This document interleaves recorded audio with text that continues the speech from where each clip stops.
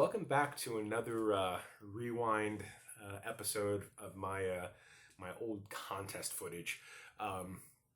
This contest we're going to talk about today was my second contest ever. It was called the Kumite Classic 2, and technically it was in Pittsburgh, but the actual competition took place in Monroeville at the convention center there. I ended up doing this contest 2 weeks after my first contest, and that probably was not a good idea. Physically, I still wasn't 100%. But what I wanted to do was at the time, I wanted to try to qualify for nationals early and then take the time to not compete but train for the nationals that was coming up later that year. It usually happened in like October, November of would have been 2007. So that was my goal. But what ended up happening was I already qualified for nationals in that first contest I showed you. But I already paid the entry fee. I already booked the hotel room for this contest. So I kind of was forced to do this one. I didn't really want to lose the money. So, and back then I really didn't have any experience. So the more experience you had, the better it was. So, anyway, I did not really have any goals going into this second contest. I just kind of wanted to get some experience. I wanted to do well. I really honestly didn't think I was going to win. There was a lot of really, really good competitors in that contest. I know we had Mike Gill, who I believe at the time was a lightweight pro. We had John Dennis, who became good friends with over the years, compete against. He was an up-and-comer.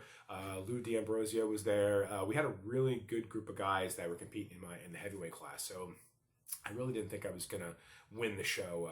Just kind of hoping to do well and not embarrass myself, actually. But anyway, why don't we go and take a look at the contest. All right, so let's get into the Kumite Classic here, my second ever competition. This is the first event. It was the log press. It was 240 pounds, just like the contest I did 2 weeks before. And I knew that I only needed 12 reps to win the event, so that's basically what I was shooting for.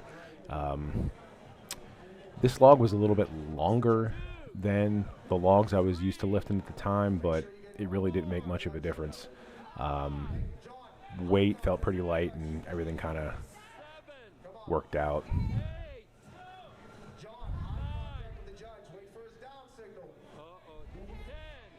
I know that my relatives behind the judge here were ticking him off because he couldn't hear.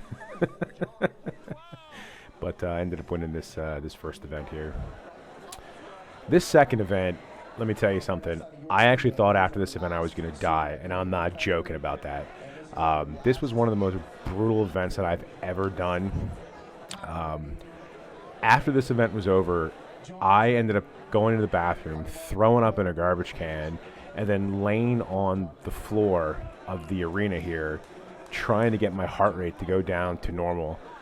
I honestly thought I was going to have to pull out of the competition after this event. It was so brutal.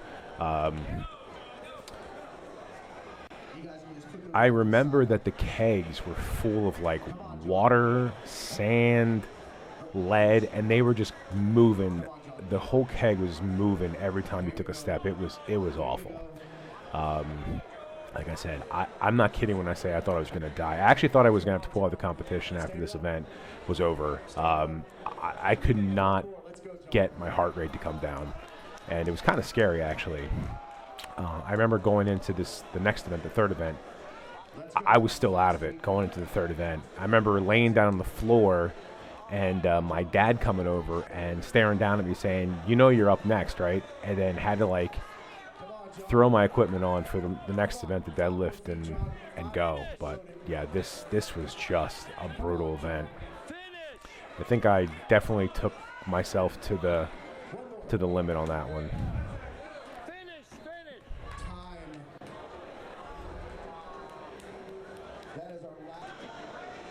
Like I said, going into this event, like I said, my dad came over and told me, "Hey, you're up." And I ended up throwing my gear on and just walking over there. And honestly, I didn't even know if I could pull a rep at this point. I can't remember if you were allowed to wear straps or not on this one. I didn't, as you can see. I do remember that I believe it was John Dennis, JD. He won this event with like 14 or 15 reps. He just destroyed it. I think on this one, I got like maybe second or third place. Basically, like I said, I was still out of it from the second event, and I was just trying to get as many reps as I could.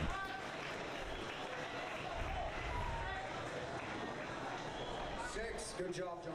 And I know that I didn't take advantage. A lot of guys were bouncing the weight off the ground, and I just didn't take advantage of that. And I should have, but you know, I got enough reps to get some points, and that's really all that I cared about. Come on, John. One more.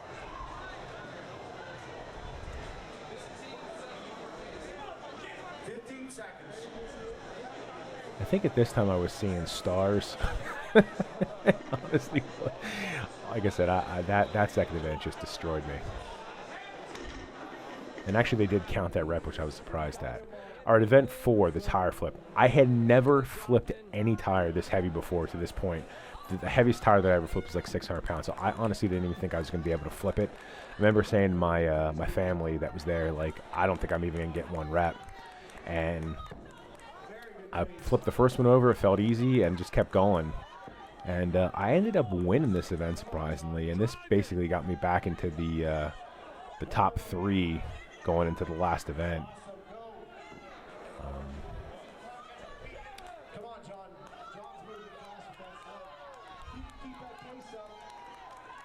I can't remember what the sled weighed. I think it was like 300 or 400 pounds. And then the last event here was a stone medley, and I think the first thing here was the first height was like 6 feet, 72 inches, I think. And then it was like 68 inches, I think. I think it was around like, then it was like 64, 56, and 48. I honestly don't remember exact heights, but this was the first time I've ever done a stones in competition. So I was happy that I actually got all 5, because that rarely happened in my my strongman competing days. I wasn't great at stones. And as far as time goes, as far as placing, I know I didn't do all that well in this event. I think I might have got like 3rd or 4th in the event, but overall, not a bad contest. 46.16 seconds for the Atlas Stones. All right, guys, so that was a look at the Kumite Classic 2 back in May of 2007. I ended up finishing in 3rd place in that contest, and honestly surprised I even got that. I know that the placings between 1 through 5 were only separated by like a point or a half a point each. So it was like a really, really tight competition, and a competition where, you know, every point you could get mattered. Like I said, I'm just shocked that I got 3rd place in that contest, because after my my debacle with the stone keg carry medley, where I thought I was going to die, I thought I was out of it after that. I really didn't think I was going to be able to crawl back into the a top 3 placing. But what was cool too was since this was this was considered a bigger show, so there were different levels of contests. So like the contest I competed in 2 weeks before was the gold level, which meant that if you placed in 1st or 2nd, you qualified for nationals. This one was actually a platinum level, so the top 3 qualified for nationals. So I actually qualified for nationals in this contest as well. So my plan was after I already qualified for nationals, I was going to compete in the 2007 nationals in Las Vegas that year.